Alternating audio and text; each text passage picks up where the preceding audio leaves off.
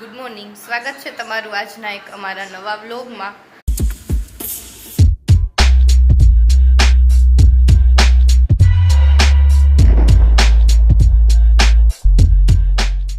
જો આજે તો જવાનું એમાં એટલે થોડુંક કામ થઈ ગયું, થોડુંક કામ બાકી છે, બીજું આવીને કરશું।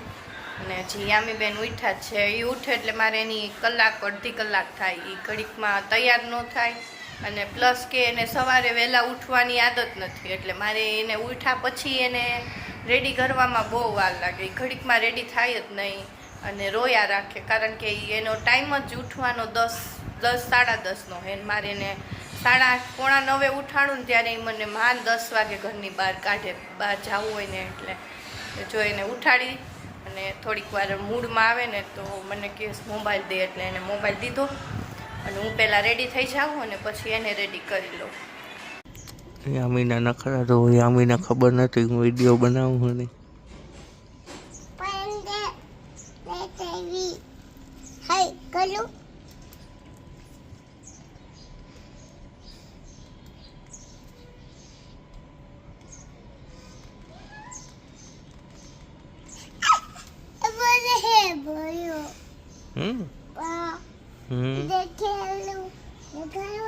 પગ બળી જાય ને આજામાં।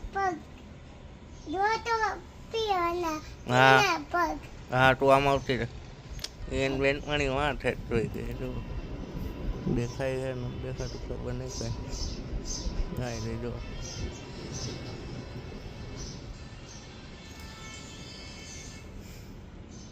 શું કરે?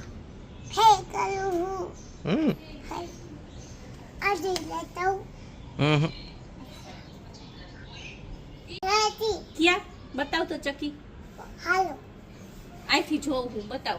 આવી અને ચાનો કોને કરી દીધો તને? આવો ચાનો કોને કરી દીધો?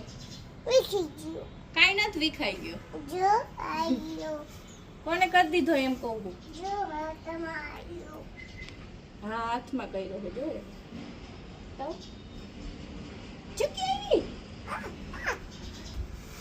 જો ક્યાંક બોલે છે નથી હે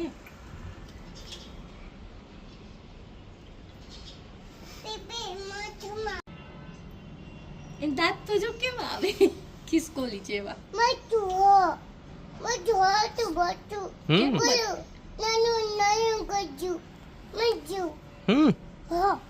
મરી ગયું ને મજ્યું બાએ શું લીધું યામી તારા હાટું? પપ્પી હતું એમ, કુકુન પપ્પી કે। આઈ બાએ શું લીધું તારા હાટું? પેઠા, જોઈને નામ આવડે પેઠા। અને દાદાએ શું લીધું? પીકોચી લીધું એટલે હું હા દાદાએ શું લીધું? મંજીરા મંજીરા કેમ વગાડીશ?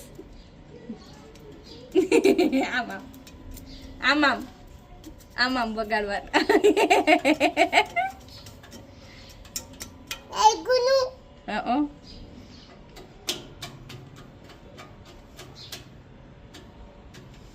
જો વારાણસી પહોંચી ગયા છે અને જાય છે કાશી વિશ્વનાથના દર્શન કરવા। જોઈ લ્યો આજે સોમવાર છે એટલે ભીડ તો હશે જ, જઈને મળીએ। સવારના મંદિરના દર્શનની લાઈનમાં હતા, દર્શન માન થયા અને અંદર મોબાઈલ લઈ જવા નહોતા દેતા, ચપ્પલ ને બધું અમારું બહાર હતું। અમે 4 કલાકે બહાર નીકળ્યા એટલે સોરી હું મંદિરના દર્શન નથી કરાવી શકી। જો બનારસી સાડીઓની દુકાન, બનારસમાં છે ને બહુ મસ્ત સાડીઓ। હોલ્ડ કર્યો છે આજે, એ લોકોએ જમવાનું નથી બનાવ્યું, ઘઉંના ખર્ચે ઘઉં જમે છે અને તો નાસ્તો કર્યો, તબિયત ઠીક નથી ને એટલે। આ અમારી બસ છે, આ હાઈવે છે, બધાની રીતે નાસ્તા પાણી કરે છે।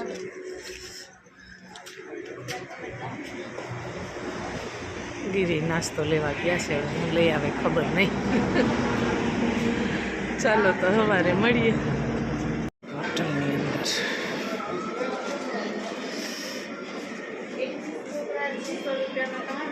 સ્વીટ બહુ સરસ છે હાથનું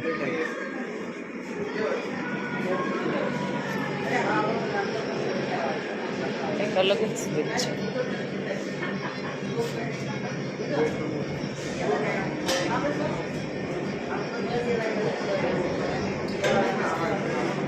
હવે અમે વારાણસીથી નીકળી ગયા છે ઉજ્જૈન જવા માટે.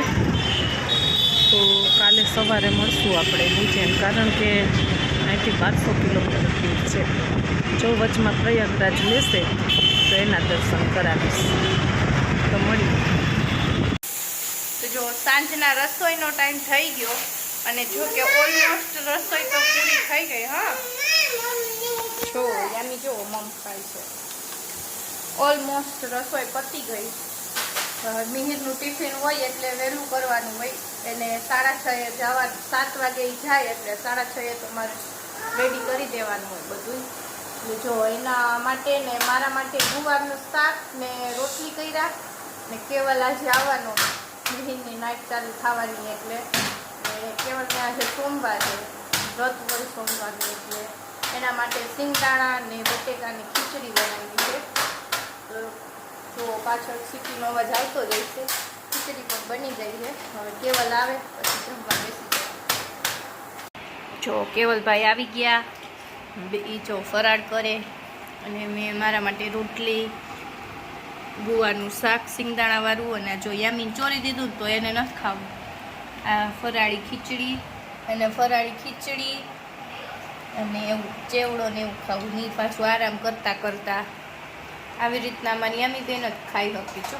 એક બટકું ખાઈને હોઈ જવાનું. તો કાંઈ નહીં, હાલો હવે જમી લઈ. ચાલો આજનો બ્લોગ અહીંયા જ એન્ડ કરી નાખી. આઈ હોપ તમને આજનો બ્લોગ ગમ્યો હશે. ગમ્યો હોય તો લાઈક, શેર, સબસ્ક્રાઈબ કરી દેજો.